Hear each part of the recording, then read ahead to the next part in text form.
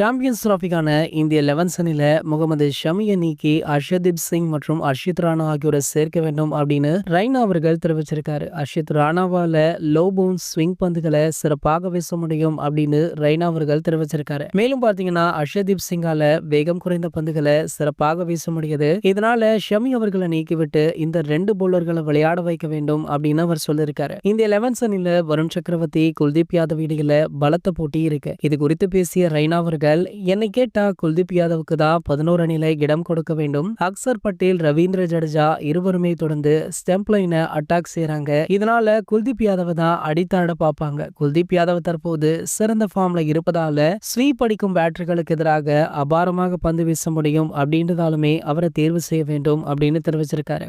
சுரேஷ் ரெய்னா அவர்களுடைய இந்திய 11 அணி தேர்வு பாத்தீங்கன்னா ரோஹித் சர்மா, சுப்மன் கில், விராட் கோலி, ஸ்ரேயஸ் ஐயர், KL ராகுல், ஹர்திக் பாண்டியா, அக்சர் பட்டேல், ரவீந்திர ஜடேஜா, அர்ஷித் ராணா, குல்தீப் யாதவ், அர்ஷதீப் சிங்.